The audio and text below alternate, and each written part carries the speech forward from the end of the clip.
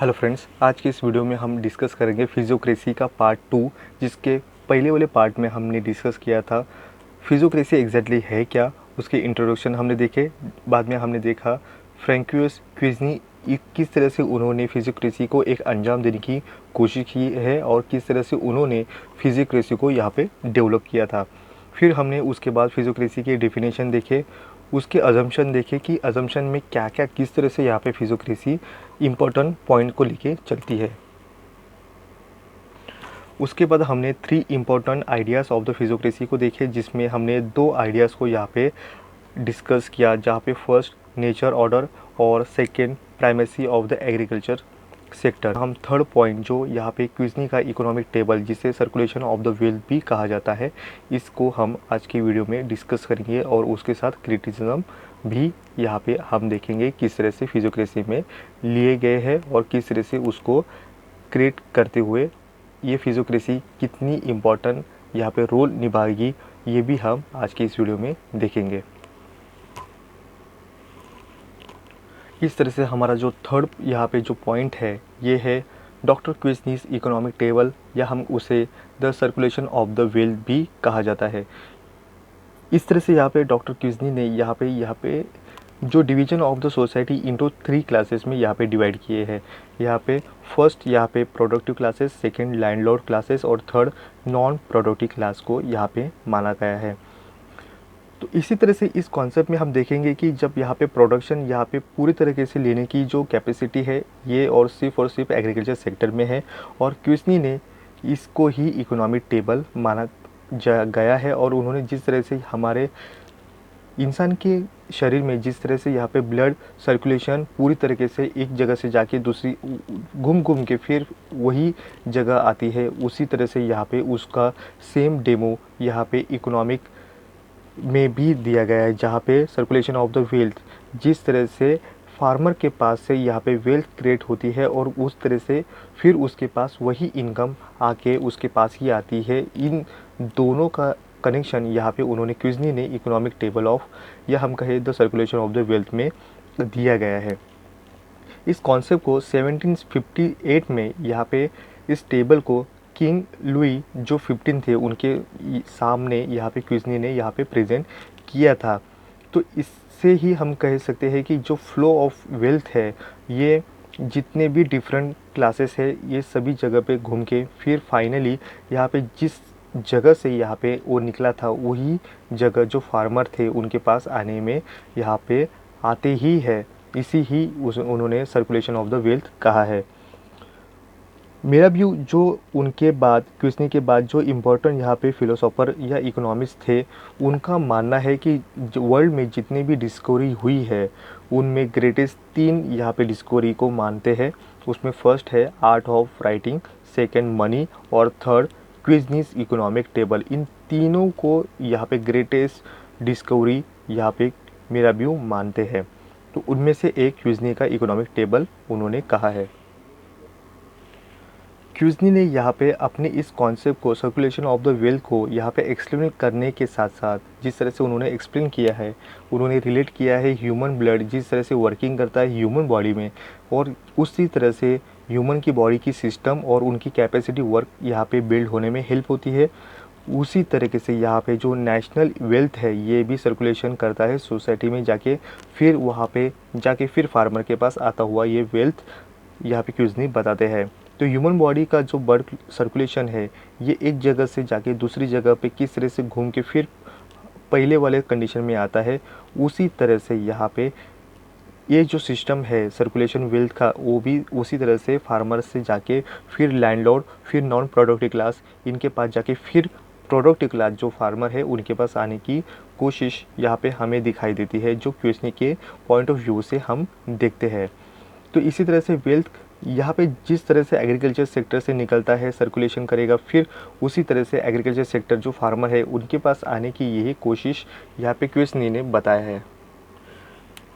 क्विज़नी ने यहाँ पे जो सर्कुलेशन ऑफ द वेल्थ यहाँ पे 3 मेथड से यहाँ पे घूमता हुआ दिखाई देता है, जहाँ पे प्रोडक्टिव क्लास जो फार्मर उनको माना जाता है, जो इंक्लूड किया है फार्मर। और जो फार्मर एग्रीकल्चर सेक्टर से बिलोंग करेंगे, जो लेबर है, इनको भी यहाँ पे प्रोडक्टिव क्लास माना जाता है। तो उसी के साथ यहाँ पे उन्होंने जो फिशिंग करने वाले हैं, माइनिंग में काम करने वाले लेबर है, इनको भी यहाँ पे प्रोडक्टिव क्लास में इंक्लूड किया है। सेकंड जो है लैंडलॉर्ड क्लास, यहाँ पे जो क्लास ये है, ये जो क्लास है ये भी प्रोडक्शन जो क्लास है इनमें भी अपनी कंट्रीब्यूशन यहाँ पे प्रोडक्टिव क्लास में देते हैं। बट उन्होंने इन्हें जो इम्पोर्टेंस दिया है लैंडलॉर्ड को, वो कहते हैं कि ये लैंड जो है वो उसे डेवलप करने में और कल्टीवेशन करने में यहाँ पे इम्पोर्टेंट देते हैं लैंडलॉर्ड, और इनमें हेल्प करते हैं लेबर को वेजेस देने में और मनी स्पेंड करने में, लैंड में कल्टीवेशन के लिए भी हेल्पफुल करते हैं। और थर्ड जो है नॉन प्रोडक्टिव क्लास, जहाँ पे उन्होंने ट्रेडर और बिजनेसमैन और जो कॉमर्स है इन सभी, और उनके साथ साथ उन्होंने मर्चेंट जो क्लास है इनको भी यहाँ पे नॉन प्रोडक्टिव क्लास में यहाँ पे इंक्लूड किया है, क्योंकि ये जनरेट नहीं करते हैं सरप्लस, ये सिर्फ और सिर्फ जो इनकम है इनकम ही यहाँ पे क्रिएट करते हैं जो लेते हैं, बट यहाँ पे सरप्लस क्रिएट नहीं करते हैं। तो इन शॉर्टली हम कहते हैं कि इकोनॉमिकली जो वेल्थ सर्कुलेशन है, ये जो साइकिल का जो फ्लो है ये एक्सप्लेन किया जाता है फिजियोक्रेट्स अपने अपने तरीके से, जहाँ पे क्विज़नी ने मोस्ट ऑफ यहाँ पे उनकी इकोनॉमिक टेबल से हमें ये मेथड एक्सप्लेन किया है। तो उसी के साथ हम देखेंगे कि किस तरह से यहाँ पे जो वेल्थ है, ये वेल्थ उन्होंने किस तरह से यहाँ पे सर्कुलेशन को इम्पोर्टेंट मानते हैं, और किस तरह से यहाँ पे नेट प्रोडक्ट जो उन्होंने कहा है वो किस तरह से यहाँ पे मिलता है, इस टेबल के साथ हमें मिलता है। यहाँ पे जो डायग्राम है, ये डायग्राम हमें एक्सप्लेन करता है कि एक्स एक्सेस पे प्रोडक्ट यहाँ पे फैक्टर यहाँ पे दिए गए हैं, और उसी तरह से यहाँ पे वाई एक्सेस पे कॉस्ट एंड इनकम को यहाँ पे दिया गया है। यहाँ पे जो कर्व है, जो पी से लेके एन तक आने वाला जो कर्व है, इस कर्व को माना जाता है मार्जिनल प्रोडक्ट कर्व। जो मार्जिनल प्रोडक्ट किस तरह से लिया गया है प्रोडक्शन का, इसका यही कर्व हमें एक्सप्लेन करता है। तो यहाँ पे टोटल जो हमें प्रोडक्शन दिया गया है, टोटल प्रोडक्शन हमने लिया है ओ पी डी एन। ये जो हाईलाइट एरिया है यहाँ पे पूरे की तो पूरा यहाँ पे ओ पी डी एन ये हमारा टोटल प्रोडक्शन है, और ओ सी डी एन ये जो यहाँ पे जो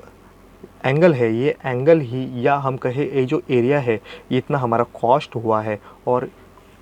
पी सी डी ये जो हाईलाइट एरिया है ये हमारा नेट प्रोडक्ट है। तो हम कहेंगे कि हमारा जो कॉस्ट ओ सी डी एन इतना था, और हमारा जो नेट प्रोडक्ट था, जो हमारा खर्च निकल के हमने जो सरप्लस पाया है, इसे हम सी पी डी या पी सी डी मानते हैं। तो इन शॉर्टली हम माइनस करेंगे ओ पी डी एन से, माइनस करेंगे हमारा कॉस्ट ओ सी डी एन, ये माइनस करेंगे तो ये हमें मिलता है पी सी डी हमारा नेट प्रोडक्ट। तो यहाँ उसकी जो कैपेसिटी है यहाँ पे एग्रीकल्चर सेक्टर, यही हमें यहाँ पे सरप्लस दे पाएगा।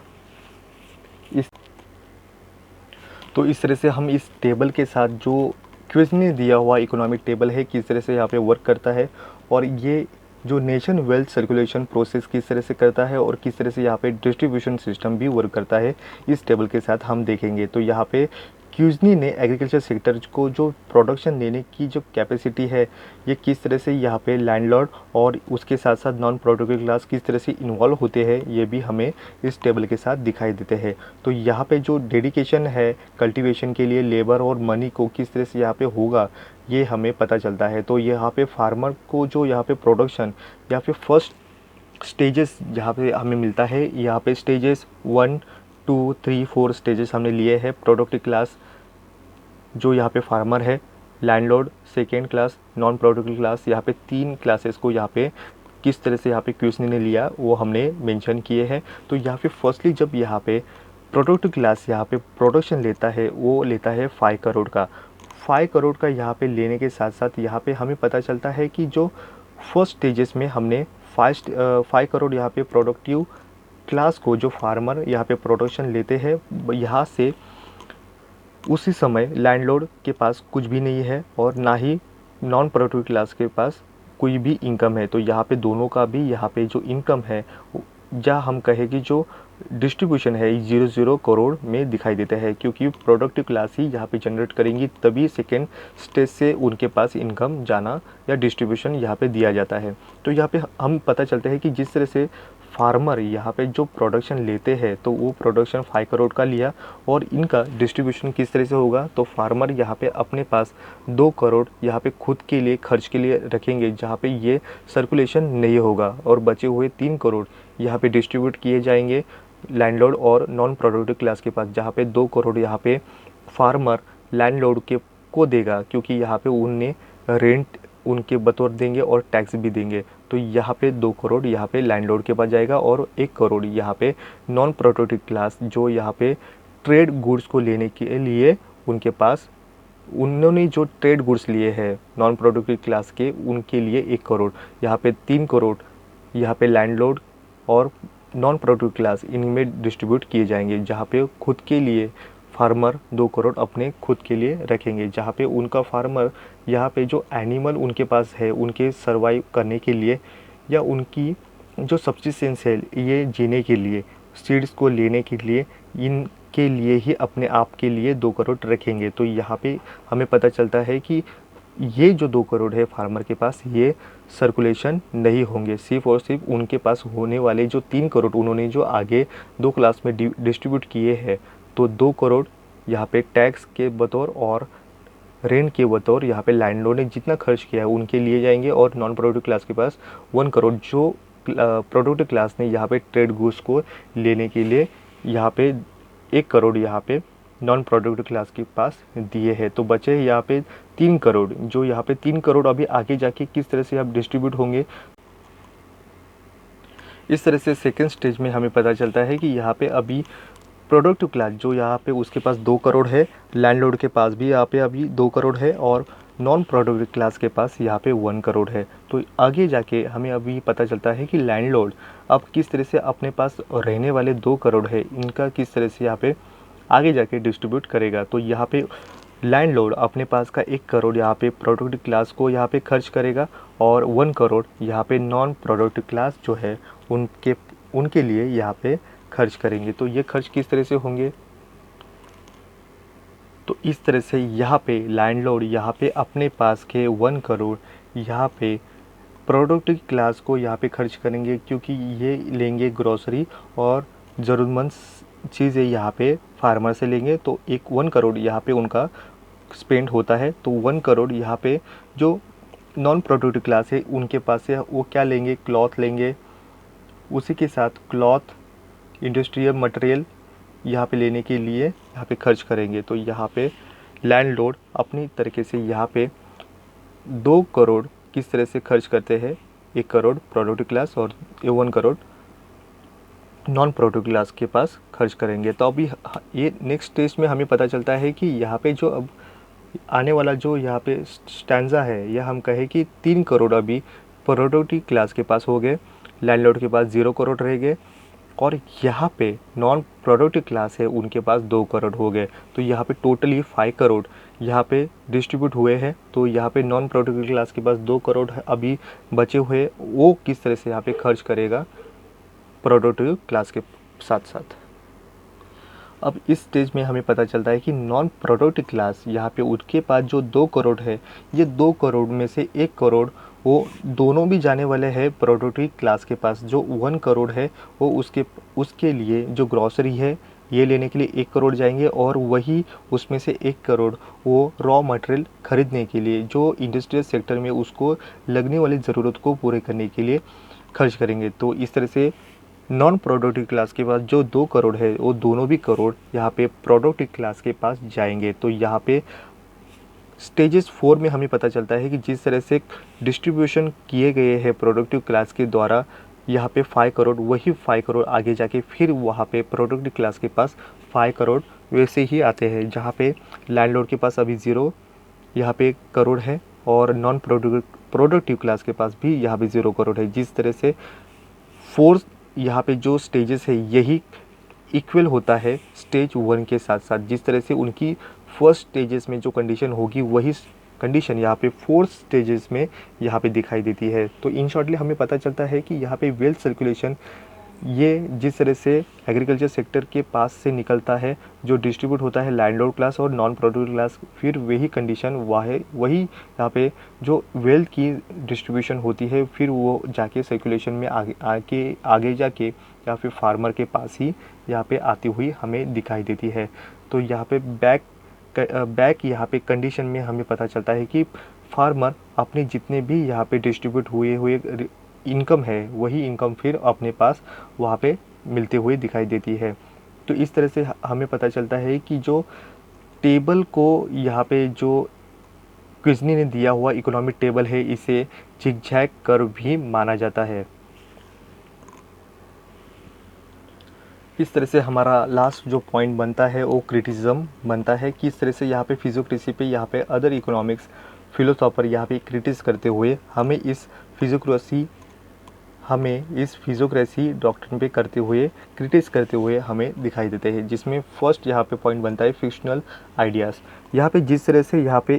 फिजियोक्रेसी इकोनॉमिक्स ने या हम कहें कि क्विज़नी ने दिया हुआ जो टेबल है, ये टेबल किस तरह से उस पर क्रिटिस करते हुए पता चलता है कि उन्होंने जो आइडिया जो माना है कि जो लॉ है जो नेचर का किस तरह से वर्क करता है, एक फिक्शनल है, ये किसी भी तरह से रियलिस्टिक नहीं होता है। इनमें रूल्स और रेगुलेशन यहाँ पे गवर्नमेंट की इम्पोर्टेंट माने जाते हैं, जो इम्पोर्टेंट है इसको, इसीलिए फिजियोक्रेसी को यहाँ पे फिक्शनल आइडिया माना जाता है। नेक्स्ट पॉइंट हमारा बनता है individual welfare and the social welfare conflict. यहाँ पे जो लॉ ऑफ नेचर है ये एक्सप्लेन करती है कि जो इंडिविजुअल वेलफेयर है लोगों का, एक इंडिविजुअल पर्सन जो है और एक सोसाइटी जो है, इनमें जो यहाँ पे वेलफेयर की कंडीशन लेने की जो कोशिश होती है, इनमें डिफरेंस यहाँ पे फिजियोक्रेसी नहीं मानती है। बट रियलिस्टिक में ये एक इंडिविजुअल पर्सन जो अचीव करता है अपने हैप्पीनेस और एक सोसाइटी को क्या अपनी वेलफेयर इम्पोर्टेंट है, इनमें जो डिफरेंस है ये दिखा जाता है, जो यहाँ पे फिजियोक्रेसी में एक ही कंडीशन में हमें इंडिविजुअल वेलफेयर और सोशल वेलफेयर को माना गया है, जो रियलिस्टिक नहीं लगता। हमारा नेक्स्ट पॉइंट बनता है unrealistic faith on the law of nature. यहाँ पे फिजियोक्रेसी ने लॉ ऑफ नेचर को यहाँ पे इम्पोर्टेंट माना है और उनमें ही यहाँ पे फेथ या श्रद्धा यहाँ पे नेचर के द्वारा जो भी होगा वो सही और सबके भले के लिए ही है, इस तरह से माना जाता है, जो रियलिस्टिक नहीं लगता है। क्योंकि नेचर की डिजास्टर भी बनते हैं तो उसको कंट्रोल भी करने के लिए ह्यूमन को अपने अपने तरीके यहाँ पे ढूंढे जाते हैं, जो जा सकते हैं, ये भी इम्पोर्टेंट माना जाता है, जिसे इग्नोर किया गया है। हमारा नेक्स्ट पॉइंट बनता है फॉर्मेट, या हम कहें कि रोल ऑफ गवर्नमेंट को। फिजियोक्रेसी में जिस तरह से यहाँ पे गवर्नमेंट की जो इंटरफेरेंस को यहाँ पे लो कंडीशन में रखा गया है, ना के बराबर माना जाता है। जो भी यहाँ पे गवर्नमेंट रूल्स बनाएंगी ये नेचर के अंडर ही होगा और नेचर के अगेंस्ट नहीं जाना चाहिए। इस तरह का फिजियोक्रेसी यहाँ पे गवर्नमेंट का रोल जो है ये मानती है। तो इन शॉर्टली हम कहें कि जिस तरह से यहाँ पे मर्केटाइजेशन में जिस तरह से रोल ऑफ गवर्नमेंट का इम्पोर्टेंट माना, बट यहाँ पे फिजियोक्रेसी में रोल ऑफ गवर्नमेंट को माना नहीं जाता है। हमारा नेक्स्ट पॉइंट बनता है अज्यूम किया गया है agriculture is the productive class और द नॉन प्रोडक्टिव क्लास। यहाँ पे एग्रीकल्चर ही यहाँ पे सरप्लस क्रिएट करती है, जो प्रोडक्टिव क्लास माना जाता है, और जो नॉन प्रोडक्टिव क्लास है, जो ट्रेड है, इंडस्ट्री है, इसे नॉन प्रोडक्टिव क्लास माना जाता है, क्योंकि ये वैल्यू जनरेट नहीं करती है, सिर्फ इनकम कमाती है बट सरप्लस नहीं करती। हमारा नेक्स्ट पॉइंट बनता है view on the net product. यहाँ पे एग्रीकल्चर से ही यहाँ पे नेट प्रोडक्ट लिया जाएगा और अदर जो नॉन प्रोडक्टिव क्लास है इनसे यहाँ पे नेट प्रोडक्ट जनरेट नहीं किया जाता है। इस तरह का पॉइंट ऑफ व्यू यहाँ पे फिजियोक्रेसी में देखा जाता है। हमारा नेक्स्ट पॉइंट बनता है अज्यूम किया है surplus given by the agriculture class. Agriculture sector जो यहाँ पे कल्टिवेशन किया जाएगा तो उससे ही अगर हम कुछ मुठ भर यहाँ पे बीज बोएंगे तो उससे हम कई गुना यहाँ पे प्रोडक्शन एग्रीकल्चर सेक्टर में लिए जाते हैं, जो यहाँ पे सरप्लस वैल्यू क्रिएट करती हुई एग्रीकल्चर सेक्टर मानी जाती है। हमारा नेक्स्ट पॉइंट बनता है फिक्शनल इकोनॉमिक टेबल। क्विज़नी ने दिया हुआ इकोनॉमिक टेबल यहाँ पे फिक्शनल माना गया है, क्योंकि जितना भी